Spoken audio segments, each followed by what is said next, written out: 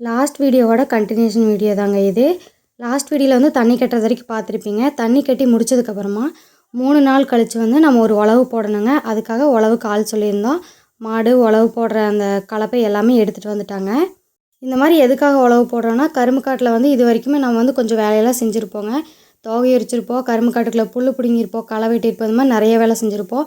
நம்ம நடக்கும்போது பார்த்திங்கன்னா அந்த தண்ணி போகிற பாரில் வந்து அந்த மண்ணெல்லாம் நல்லா இறுகி இருக்குங்க. இந்த மாதிரி நம்ம வந்து கலப்பை வச்சு ஓட்டும்போது அந்த மண்ணெல்லாம் கொஞ்சம் நல்லா இலக்கமாயிரும். மண் இலக்கமானாவே போதுங்க, வேர் வந்து நல்லா பரவறதுக்கு வந்து ஈஸியாக இருக்கும். ரொம்ப இறுகின காட்டில் வந்து வேர் பரவ கொஞ்சம் கஷ்டமாக தான் இருக்கும். இந்த மாதிரி கலப்பை ஓட்டும்போது பார்த்திங்கன்னா நல்லா வந்து டைட்டாக அந்த மேலே இருக்கிற குச்சியோடு சேர்த்தி இந்த கலப்பையை வந்து நல்லா கட்டி எடுத்துக்கிறாங்க. அதுக்கப்புறமா மாட்டோட வாயில் இருக்கிறது பார்த்திங்கன்னா மொகரைன்னு சொல்லுவாங்க அதுக்கு பேர். மாட்டுக்கு எதுக்காக இந்த மாதிரி மொகரை போடுறாங்கன்னு உங்களுக்கு தெரிஞ்சால் மறக்காமல் கமெண்டில் சொல்லுங்கள். கரும்பு பொறுத்த வரைக்கும் ஒரு தடவை கரணை போட்டாவே போதுங்க. கரணைனா கரும்பு வந்து வெட்டி முளைக்க போடுவாங்க, அதுக்கு பேர் தான் கரணை. அந்த மாதிரி ஒரு தடவை போட்டுட்டோன்னாவே நம்ம வந்து அதை 3 வருஷத்துக்கு வந்து அறுவடை பண்ணி எடுத்துக்கலாங்க. முதல் வருஷம் வந்து நம்ம கரும்பு வெட்டிட்டு அந்த கரும்பை வந்து அழிக்காமல் அப்படியே வந்து அடுத்த வருஷத்துக்காக பயிர் பண்ணோன்னா அதுக்கு பேர் வந்து கட்டை கரும்புன்னு சொல்லுவாங்க. ஒரு சிலர் வந்து இந்த மாதிரி சின்ன கரும்புலேயே வந்து அல்லை ஓட்டுவாங்க. இன்னும் கொஞ்சம் பெருசாக வளர்ந்ததுக்கப்புறம் கூட அல்லை ஓட்டலாங்க.